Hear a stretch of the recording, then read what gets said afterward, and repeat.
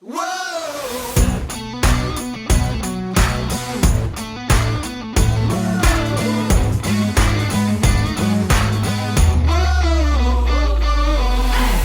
Welcome to the What's Our Verdict podcast, where we fashion ourselves cinematic judge and jury. My name is JJ Crowder. I'm here with my co-hosts Ian Anderson Some shit. and Alec Burgess. Nice to be back. We appreciate your help growing the podcast. Go ahead and hit that like, subscribe, and bell notification button so you know when our new episodes come out. Go check out our website, whatsourverdict.com, where you can sign up for our newsletter to get exclusive content and updates, pick up some sweet merch, and interact with us, which we love to do. The question we always ask, if you ever find yourself wondering if you spend the time, money, or both on a movie, to help with that question, each week we put a movie on trial, discuss the facts, pass judgment, and let you know our verdict.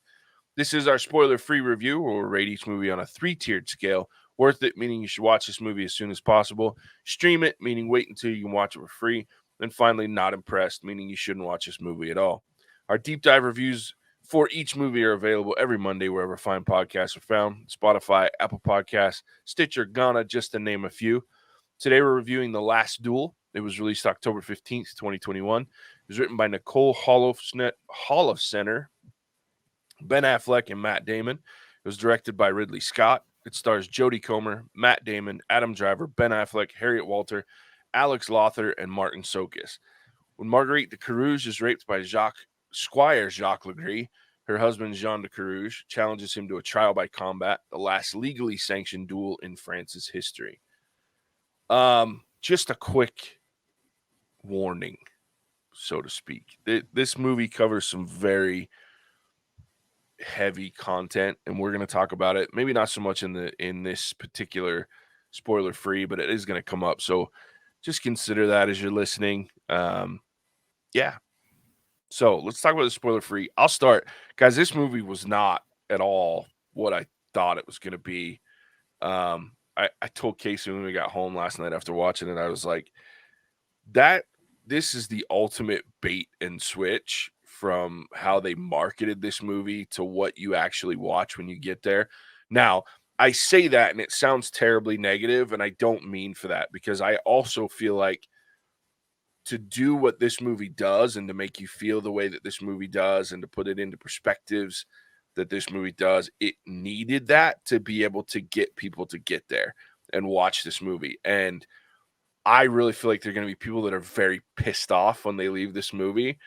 Halfway through it, they're going to be like, this is not what I came to watch, because you see Adam Driver, Ben Affleck, Matt Damon, Jodie Comer, and go, man, this is going to be a great movie about an interesting story. And then it is a great movie about an interesting story, but it's hard to watch.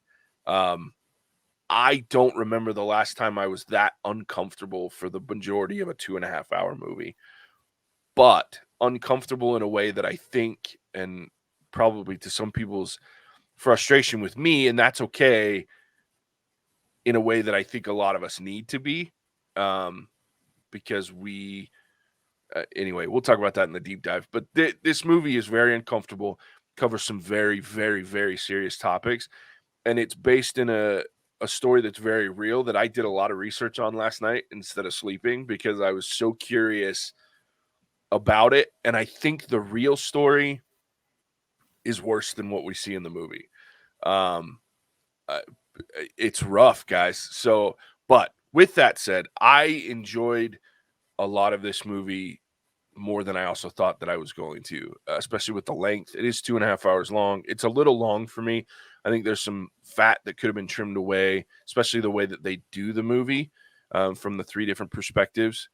But I really enjoyed it. I think it was so well acted. It's ridiculous, to the point that, I mean, Ben Affleck is almost like comedic relief without trying to be. But at the same time, so uncomfortable because he is being funny. This movie makes you feel a certain kind of way. And so I'm having a hard time rating it, but I came away feeling like the message there is so important that I'm going to give it a worth it, with the caveat of, understand that going into this movie, if you have any kind of experience with sexual assault, with abuse, this it probably will trigger you. It's a hard movie to watch because they don't shy away from any of the heavy topics. So with that, like I said, I'm gonna give it a worth it, but understand that it may not be for everyone based on the content and how it might make you feel. Alec, how about you, bud? All right. Yeah. Bait and Switch at its finest from Matt Damon and Ben Affleck. Um, I thought we were going to go see a movie, and then I had an idea of what it was supposed to be in my mind. And when I left the theater, I was like, that is not even close to what I expected. And I love them for it because it was a great story. And I hate their guts because I got baited and switched into it.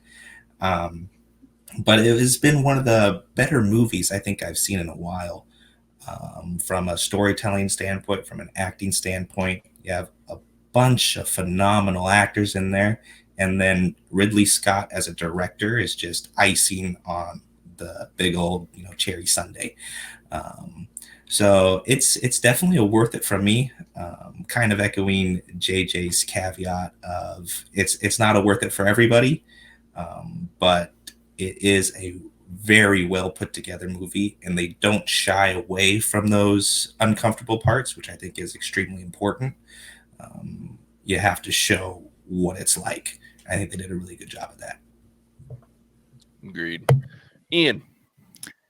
I feel like I need to have a ice cream sundae with icing on it now, because that sounds great. Yeah, I'm gonna just kind of echo some of the stuff that's already been said, but the bait and switch, usually when I get into a situation like that, when I feel like that switch has been made, I start to, hole up, and it's like, you tricked me. Da, da, da, da, da. This is probably one of the only times I've been okay with it. And I think it was a conscious choice by them in the marketing, because for me as a guy, I'm thinking of the last Duel. Oh, this is going to be some epic battle, and in a way it is, but not like I've ever experienced in another movie. And I think it gets some individuals excited about a particular story so that they can actually experience the message. So yeah, it's a bait and a switch, and I know not everybody's going to like that, but for me, I thought it was a great thing because I wouldn't have come to this movie with the expectations I did and the outcome that I had it been differently. So yeah, it's a very difficult movie. I'm going to echo the kind of warnings with a worth it of if you can't do this heavy subject, like it's not a comfortable movie, even if you can sit through it and experience what goes on. So just be aware of that going into it, and trying to think if there's anything else I had. The hairstyles are atrocious, but yeah, you probably already seen that at the start. So blonde Ben Affleck, that shouldn't be a thing. So yeah, there it is. 3 worth it's. Again, I can't stress enough, guys. This caveat is a big deal for me. And I say that not to discourage anyone from going to see this movie, because I really think you should. And to be just to let my inner feminist out. If you're a man, I really think you should go see this movie because it's going to make your skin crawl, and it should, especially after reading the actual story and how it changed throughout history. And oh my God, it's just terrible. Anyway, we'll talk about that in the deep dive too, because that really intrigued me. So a very good movie. And I just kind of wanted to piggyback too on what Alex said. I don't think I said enough about, especially Jodie Comer.